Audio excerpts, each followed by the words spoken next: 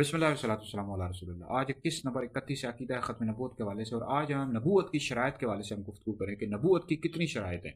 تو آج اس حوالے سے نبوت کی جو پہلی شرط یہ ہے کہ نبی کا جو نسب ہے اعلیٰ ہو اور پاک ہو، اس حوالے سے ہم گفتگو کریں گے۔ تو سب سے پہلی بات یاد رکھیں کہ جو نبی کا جو نسب ہوتا ہے، یعنی خاندان ہوتا ہے، یہ اعلیٰ ہو، پاک ہو۔ تو اس حوالے سے سب سے پہلی بات یاد رکھیں کہ نبی کریم علیہ الصلوۃ والسلام کے تمام آباء و اجداد مومن تھے اور موحد تھے، یعنی توحید پر قائم تھے اور جنتی ہے۔ نبی کریم علیہ الصلوۃ والسلام کے والدین، آپ کے دادا، اس طرح اوپر تک چلے جائیں، یہ تمام توحید پر قائم تھے، مومن تھے، موحد تھے اور جنتی تھے۔ اور یہی موقف ہے شیخ عبدالحق متصدیلوی رحمۃ اللہ علیہ کا، علامہ جلال الدین سیوطی رحمۃ اللہ علیہ کا، اور اسی طرح حضرت امام اہل سنت امام محمد رضا خان فاضل بریلوی رحمۃ اللہ علیہ کا کہ نبی کریم علیہ السلام کے تمام آباء و اجداد مومن تھے، موحد تھے اور توحید پر قائم تھے۔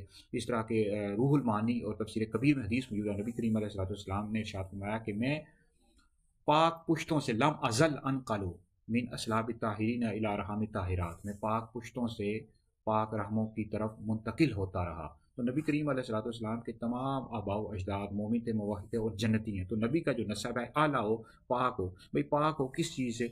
یہ اعلیٰ کا مطلب آپ سمجھ گئے کہ نبی کریم علیہ الصلوۃ والسلام کے تمام آباء و اجداد مومن تھے، موحد تھے اور توحید پر قائم تھے، اور پاک ہو۔ بھئی پاک ہو کس چیز سے؟ اس حوالے سے الحاوی الفتاوی جلد نمبر 2 پڑھ لیں کہ نسب کا معزز اور مولد کا پاک ہونا نبوت کی شرائط سے ہے۔ اب اس حوالے سے المعتقد المنتقد میں پڑھیں کہ نسب میں اس کا سلامت ہونا آبا کی گھٹیا پن اور امہات کی زناکاری سے۔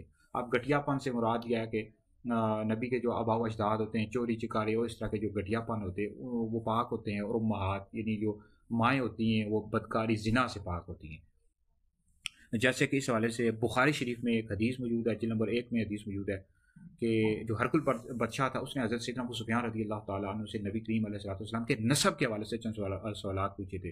چند سوالات پوچھے تھے، ان میں سے ایک سوال نسب کے حوالے سے بھی تھا، کیف نسبہ فیکم، کہ تم میں اس کا نسب کیسا ہے؟ تو ابو سفیان نے کہا تھا ہوا فینا ذو نسب، وہ ہم میں اعلیٰ نسب والے ہیں۔ تو ہرقل نے کہا تھا کہ رسول ایسے ہی نسب میں مبعوث کیے جاتے ہیں۔ تو نبوت کی شرائط میں سے پہلی شرط یہ ہے کہ نبی کا جو نسب ہوتا ہے اعلیٰ ہوتا ہے اور پاک ہوتا ہے۔ اعلیٰ کس طرح ہوتا ہے کہ اس کے جتنے بھی آباء و اجداد ہوتے ہیں یہ سب مومن ہوتے ہیں، موحد ہوتے ہیں اور توحید پر قائم ہوتے ہیں۔ جیسے نبی کریم علیہ الصلوۃ والسلام کے تمام آباء و اجداد مومن تھے، موحد تھے اور توحید پر قائم تھے۔ اور پاک ہوتا ہے مطلب یہ ہے کہ چوری چکاری اور اس طرح کے جو گھٹیا پن ہے، زنا بدکاری سے پاک ہوتا ہے اس کا نسب۔ تو عقیدہ توحید کے حوالے سے، عقیدہ ختم نبوت کے حوالے سے یہ پہلی شرط ہے، ٹھیک ہے۔ اب مزید بھی اس کی شرائط ہیں، عقیدہ ختم نبوت، نبوت کی شرائط، اس کے حوالے سے میں کس بار گفتگو کر رہا ہوں۔ اور قادیانیوں کو، مرزائیوں کو ہم دعوت فکر دے رہے ہیں کہ نبی کریم علیہ الصلوۃ والسلام کا دوبارہ کلمہ پڑھو۔ نبی کریم علیہ الصلوۃ والسلام اللہ رب العزت کے، یعنی حضرت محمد مصطفیٰ صلی اللہ علیہ وآلہ وسلم اللہ رب العزت کے آخری نبی ہیں، جو آپ علیہ السلام کے بعد کسی کے لیے بھی نبوت کا دعویٰ کرتا ہے، مانتا ہے، ایسا بندہ کافر اور مرتد ہے، اسلام سے خارج ہے۔ جیسے غلام محمد قادیانی دجال، قادیانی مرزائی احمدی کافر اور مرتد ہیں، اسلام سے خارج ہیں۔ تو اس حوالے سے ہماری ویڈیوز یوٹیوب پر موجود ہیں، ہمارے حیدری دارالفتاء سنت کے فتاویٰ بھی موجود ہیں، اور اس حوالے سے ہماری کتاب بھی آ جائے گی۔ تو نبوت کی بے شمار شرائط ہیں، ٹھیک ہے جی۔ یہ قادیانی معاذ اللہ نبوت کو کسبی مانتے ہیں، حالانکہ نبوت کو کسبی ماننا کفر ہے۔